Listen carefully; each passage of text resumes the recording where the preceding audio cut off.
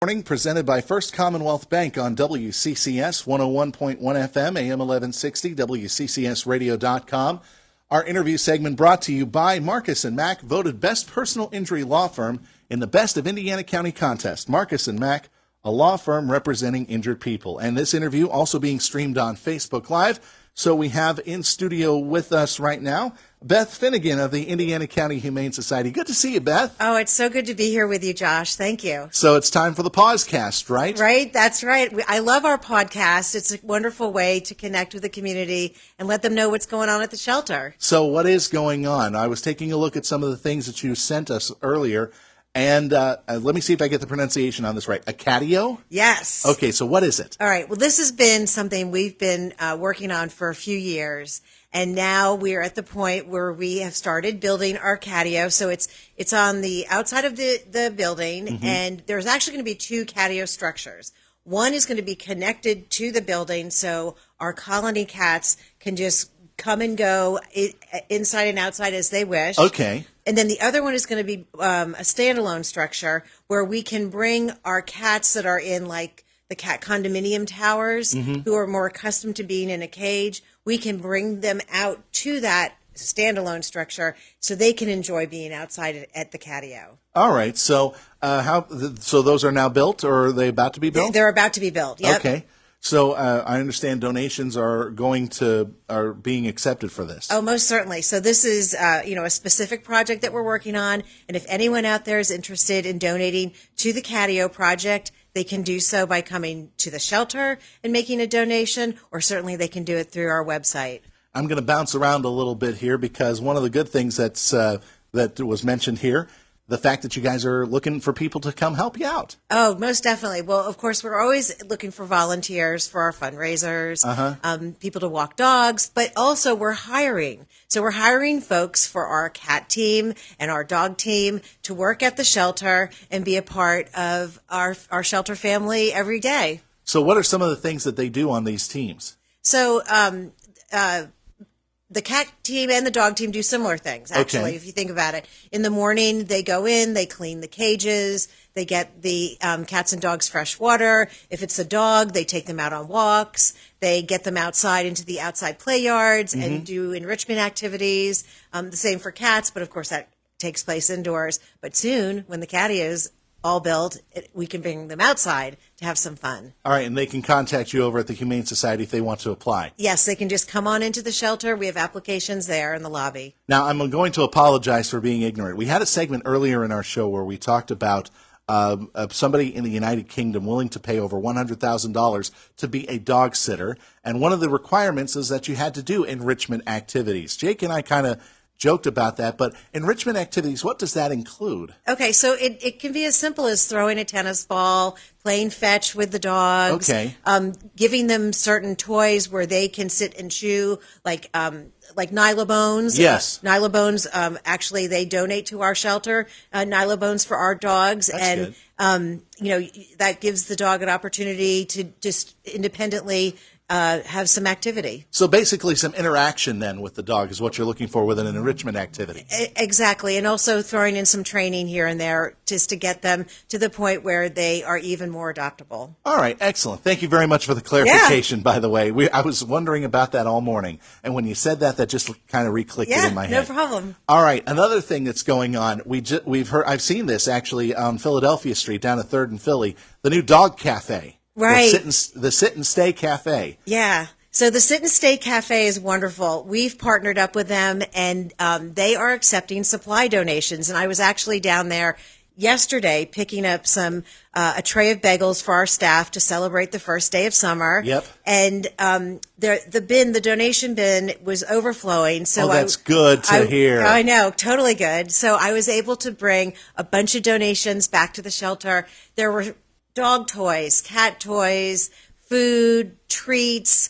It was just amazing. Blankets, and then also cleaning supplies, all these things we need each and every day. And we're so thankful that Sit and Stay Cafe is accepting these supply donations. So if anybody wants to make a donation, they can go to the Humane Society or go to Sit and Stay Cafe, and it's basically the same lists that you take at both places. Oh, yeah. Like blankets and, you said, cleaning supplies.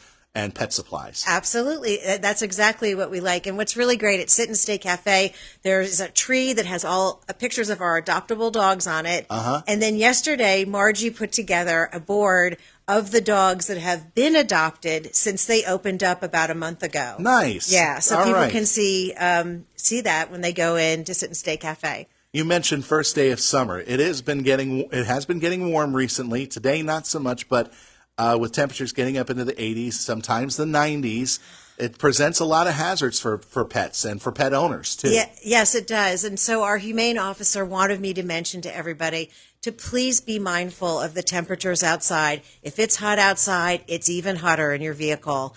And so it can be really dangerous for you to bring your dog or your cat in your vehicle on these hot summer days. So we have to just be really mindful of that and think about the best for our dog or cat's welfare. Yeah, one of the big things is don't leave your dog or cat in the car if you're going inside for any length of time, because not only is that very harmful to the dogs, it's also going to be harmful to the car, because if somebody calls in and says there's a dog stuck in the car, the authorities have the right to break open the window or jimmy open the door of the car to make sure that the pet is all right. Yes, and we get a lot of humane calls with people that are concerned because they see dogs in cars, in parking lots, and we go right out there and we try to find the owner, and certainly the most important thing is we're looking out for that animal in the car. Yeah. One of the other things that I thought about whenever I saw that summer notice was the fact that the sidewalks get hot, too. Oh, my gosh. Good point, Josh. Yeah.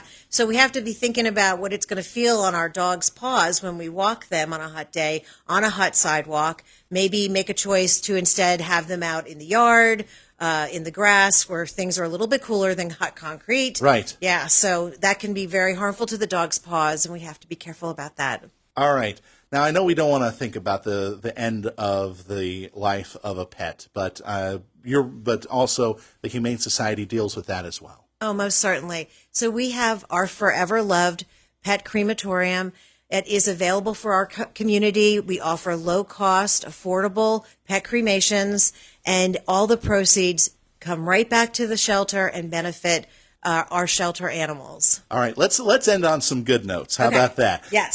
What are some events that are coming up here for the Humane Society? Okay, we have our Cash Bash coming up on Saturday, August 5th. Tickets are available at the shelter for $20. It's excellent food and drink, over $5,000 in cash prizes. Yeah, usually isn't Mr. Nastes here to promote this? Well, yes. He is our MC of the event, and we have a lot of fun. We have doggy dough prizes. We have walk-around raffles, certainly strip tickets, a beautiful basket raffle, and this is just for a $20 donation to the shelter, and it is a great time. And where will this be held? At the Red Barn Sportsman's Club down in Homer City. Okay, and it's August 5th. What time does it get underway? It gets underway at 3:30. Okay, excellent. Yeah, and tickets are available at the shelter. They're also available down at Nick's Bullseye Firearms.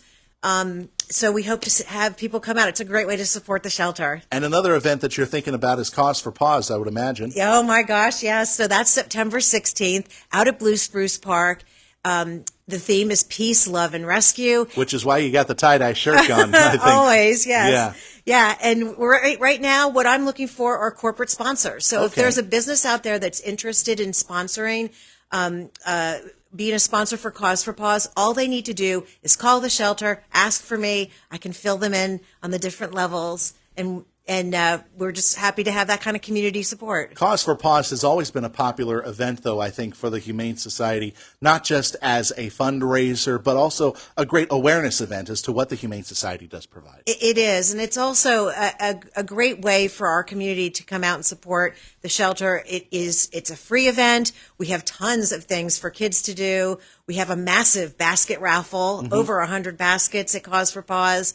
It's just a whole lot of fun, and everybody can bring their leashed dogs. We have pet contests. We have a walk around the lake out at Blue Spruce, so we hope to see everybody out there. And that's September 16th, you said? Yep, starts up at 11 o'clock. Excellent. I hate to say it, Beth, we could talk for a while. Oh, my gosh, yes. But I believe we're just about out of time. But you know what? Thank you very much. We covered a lot of ground, I think, today. We sure did. This was a great podcast. All right. Pausecast, I think we call it. Thanks again. Beth Finnegan of the Indiana County Humane Society joining us here on Indiana in the Morning. Give our best to everybody back at the shelter. Oh, I sure will. Thank you so much. Indiana in the Morning, presented by First Commonwealth Bank, are interviews presented by Marcus and Mack, voted best personal injury law firm in the Best of Indiana County contest. Marcus and Mack, a law firm representing injured people. That'll do it for this edition of Indiana in the Morning. Coming up tomorrow, Bob Pollock from Indiana County Cooperative Extension at 7:45. At 8:45, we'll talk with Senator Joe Pittman. And at 9:45, Jake will talk with John Moses of the Altoona Curve. So it's going to be another busy morning here at Indiana in the Morning. Hopefully you'll join us for it. We're here 6 to 10. Coming up next, a check of local news and Fox News headlines. And as always, Josh Woodison here saying thanks for listening. Saturday, June 24th at 7:30, under the bright shining lights of the marquee